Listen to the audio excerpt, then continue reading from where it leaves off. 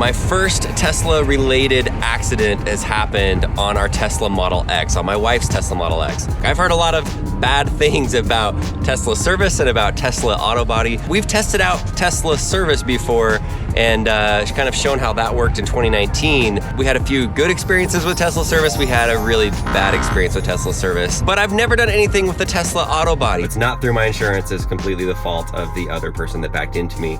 They told me I can take the Tesla to my auto body shop of choice. So of course, I'm not gonna take it to just any shop. I wanna take it actually directly to Tesla. This is an expensive car. The parts are not easy to come by. I wanna make sure that it's fixed properly. And so I have to drive for 2 hours to get to Las Vegas in order to drop it off and then get a rental car and drive it back. I have 25 minutes remaining until I can be on my way and get to Las Vegas. So while I'm sitting here, I wanna tell you about what happened. How did my car actually get wrecked? It's kind of an interesting story. I was at a local restaurant having lunch with my dad during the whole home show, which was complete madness. And my dad was there every single day from 10 a.m. till 7 p.m. for 10 days, watching our studio to make sure that nobody stole any of the little things that we had in there on display. About halfway through the home show, I'm like, I need to go to lunch with my dad, take him out to lunch and just spend some time with him outside of the home show because it's been so nice that he spent all that time there. So after we were done eating, we were driving through the parking lot when this older gentleman, super nice gentleman, in the handicap stall in a Cadillac starts backing out. There's nowhere for me to go with cars in front of me and then the cars on the side, and he just backs right into the door. Just backs into it. Nothing we could have done. And there it is, the car is smashed up. So not that exciting of a story here. It's kind of an interesting story. I called his insurance company. He has Travelers. They were incredibly fast at actually sending me the quote and giving me approval. They gave me $4,200 saying that that's their estimate of how much it's gonna cost for both of the door panels to be fixed. And that's just off of the pictures and videos that I sent them via their app. And as for timing goes, just to give you a good timeline, a week and a half ago, the accident happened. 2 days later, I got the $4,200 and the green light from the auto insurance company, which is really, really fast. And then it's been 5 days since Tesla told me that they are ordering in the parts because they don't want my car just sitting there in Las Vegas. Then yesterday, they finally told me the parts are in, bring your Tesla in. So we're gonna take this down. Hey, look at that, Tesla. This is the building. Let's see what the back of it looks like. Okay. Yep. This looks like a Tesla body shop. It's a really inconspicuous building with a bunch of Teslas. Pretty much all Model 3s. Every one of the cars back there is a Model 3. No cars on this side of the parking lot. One car on this side, and it's a Progressive insurance car. And then there's your entrance. All right, they are super nice here. This turns out, this used to be the service center and the sales center and everything for Las Vegas, Nevada, until about 2 years ago when they built the location that it's at now, where you saw me pick up my Model X, where you've seen me stop and charge at all the time. I had no idea. So that's why it seems pretty empty here and why the windows are blacked out, because they don't need people to see inside and see the cars, but inside it's a full-on service center in there. So they are going to take the car, they're going to fix the stuff that is broken on the side. So hopefully it'll take 10 days from now. We'll see. Goodbye car, next time you see this, it's gonna be fixed and beautiful.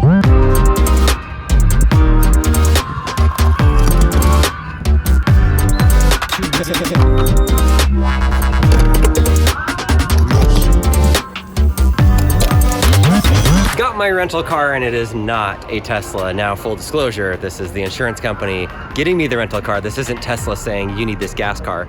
But Nissan Armada even has Utah license plates, which is nice since I got it in Nevada. And now I'm driving home, filling up with gas, which is something that I don't do very often. I got this giant gas guzzler, which is actually really nice to drive on the road trip. I haven't had range anxiety at all. Gas cars are still pretty dang nice.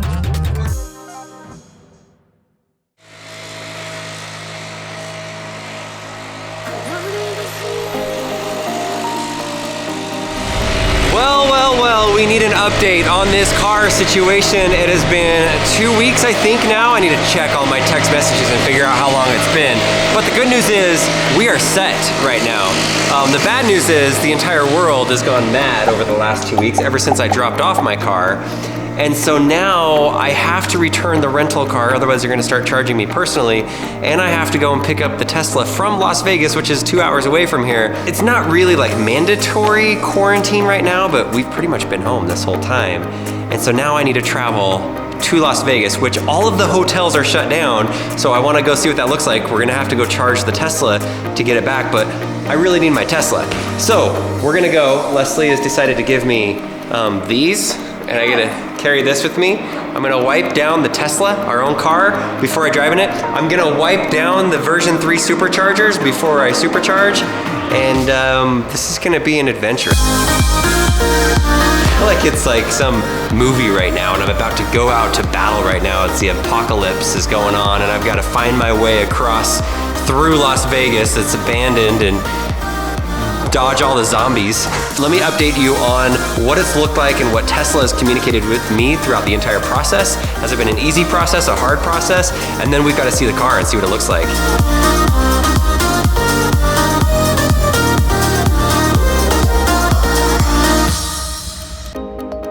All right, we made it to Las Vegas. I've got my Clorox wipes, and I will say, what is this car? Nissan something. It has been a fantastic car, and now my kids are kind of wanting to get a big SUV because it's so comfortable inside. It rides really nice, and as much as I love Teslas, it's been really nice to just park this thing outside for like 4 or 5 days and not even think about it. And then you come out and you just like get in it and drive it, and it has gas in it. It's pretty dang nice. I know Teslas are great, but range anxiety and charging sometimes gets a little bit annoying. Here she is. Check out the door. It is smooth as can be and all fresh. Does the Falcon Wing door open? Oh yeah, that looks really good. The one thing obviously is this right here. We're going to need to put some new finish on here, but that's not something that an auto body shop does. This is an aftermarket thing that we do with the black wrap. I can have the guys at Lux throw some on there super easily, but overall, super easy. Okay, so here's the deal. I wanna tell you about the process, how long it took, all that data, how much did it cost. But first, I wanna go to the version 3 supercharger off of the strip, see how the madness is with the coronavirus, but then also charge the car, and I need to disinfect my steering wheel.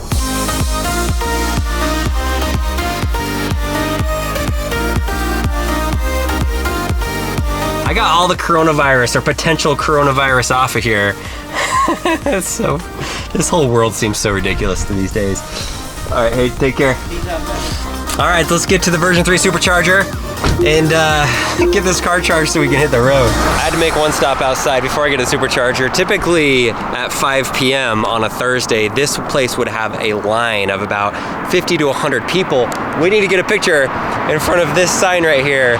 And now there's about 5 people that are here and there's actually no line. So this is very odd to be in Vegas and to see this, but this is where we're at. I've been coming to Vegas for work or for vacation for about 15 years now, and I know there's been some hard times. 9/11 was hard. In 2007, when the economy crashed and companies were looking bad for actually coming to Vegas and holding conventions, that was a really tough time, but this one seems different. I mean, when you have all of these hotels and casinos completely shut down, not even one person staying at these hotels, you can't even get in there to Aria. It is just completely shut down. Never seen anything like this before, and with a city and also a state that depends so much on tourism and so much on gambling and so much on people just staying here for conventions and different things, this is gonna be a hard one to come back from. And I know it's like only a few weeks of a shutdown or only a month maybe, but there's a lot of companies here that are probably never gonna come back. I would imagine a lot of the part-time employees are just bailing. They're just going to California, they're going to Utah or Colorado or wherever to try to find some part-time work, because a lot of them at the hotels, it's not like they were furloughed. They actually just laid these people off and they're just done. And it could be some of the locals are telling me that maybe it's because of the unions, and the unions have gotten so big with the hotels that this is a chance for the hotels to just say, hey, because of this reason, we're laying everybody off. And then when they come back online, they can hire back the people that they want and go to the numbers that they want and not have to worry about the union. So a lot going on here, but overall, it is just pretty sad to see what the impact is. Well, surprise, surprise, we are pulling up to the supercharger right now, the version 3 supercharger, just off of the strip, and there are no cars here. Nothing, no cars at all. And what's interesting is the arm is not here. You don't have to enter in the code. You can just go right in. What happened to the arm? They just like literally took it off. You can see that it's like off the thing. I can't imagine this is a permanent thing because in the Tesla app, it still says that the charger has a code. Maybe it's because nobody's going to these hotels and nobody's going to these restaurants. They don't need to have it up. And we have guys in full military clothing, just randomly pulling up to this spot.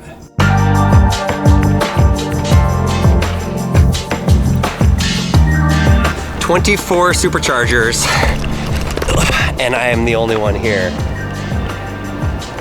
This is literally a modern day ghost town right now in one of the busiest cities in the world, one of the most popular cities in the world, at one of the only version 3 superchargers in the world, and I'm the only one here. This is unreal. Like when I first started making this video about my car being in an accident, I never would have expected that the world would completely change in 2 weeks. Maybe this is a temporary thing. Maybe it's just gonna be a couple of weeks and it'll be done. But regardless, this is gonna have an impact, and this is insane. Let's talk about the Tesla repair and how long it took and how much it cost while I'm sitting here charging at the version 3 supercharger. So first of all, they told me it's going to take an estimated 10 days, and I think they stayed pretty close to that. It ended up being 16 days, but if you count the weekends in there with the business days, it's pretty close to that, and you would expect some things to take a little bit longer. It turns out the Las Vegas repair auto body shop does not have their own paint bay, and so even though they got the repairs quickly done on the door, they had to take the car to a third-party paint shop, and that place actually took a bit longer because they don't have as much control over it as they would if it was in their own place. So 16 days is not too bad. The insurance company for the other person that actually hit my car paid for the rental car, and they ended up extending it the whole time until I returned the car back. So I didn't have to pay for any of that. I also didn't have to pay for any of the repairs. Originally, the insurance company gave me $4,200 in order to fix this. That was their estimated damage based off of the pictures and the videos that I sent them, and it ended up staying pretty close to that. It ended up being about $5,000, so $800 more than the original estimate. There were some parts inside that got crinkled up a little bit that they had to fix with the Falcon Wing door, and that pushed it up an extra $800. So overall, Tesla Auto Body was pretty quick, very quick. They stayed to their estimates, and the insurance company paid for all of it. I didn't have to pay anything out of pocket. My car has now actually been in an accident. It was like the wimpiest accident ever by this nice older gentleman. But I can't complain about the process that Tesla did. Now the question is, a lot of you guys might say is, well, they know that you're a YouTuber and they know that you document this stuff. I never actually showed my camera in there. I never took the camera inside of the facility. I think it's inappropriate to film them inside of their work. And I didn't tell them that I was making a YouTube video or that I was a YouTuber. At the same time, this is the same area where I did make a video about Tesla service and how they totally forgot that my car was there, and they left it there for like a week until the battery almost died, and then they finally fixed it, and it was a kind of a crazy thing. So there's a chance that my account is flagged, that whenever I send something to them, they get it done faster.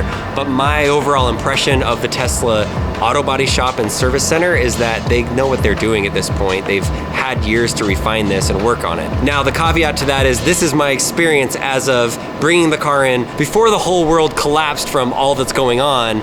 And now that Tesla is closing down their Fremont factory, they're closing down their New York factory to let their employees stay home because the world has kind of changed a bit over the last little bit. There is a chance, I'm not saying this is gonna happen, I don't have inside knowledge, but there's a chance that they lay off some employees in order to save costs, to save some cash in-house.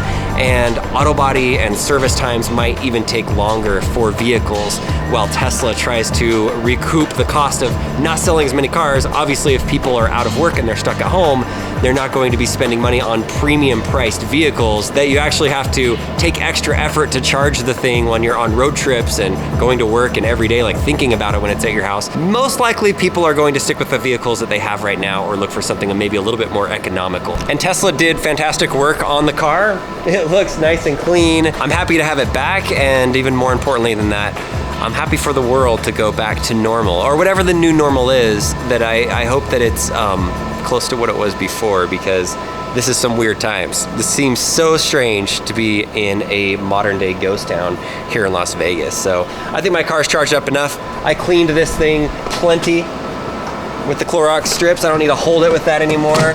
And with that, I'm out of here. And I don't even have to pay to get out, which you usually have to pay if you stay here for longer than 45 minutes, because they literally just took the arms off of the gates. What is up with that? Super strange.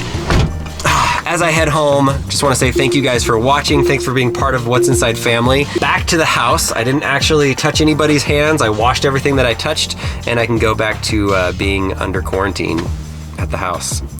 Yippee for that.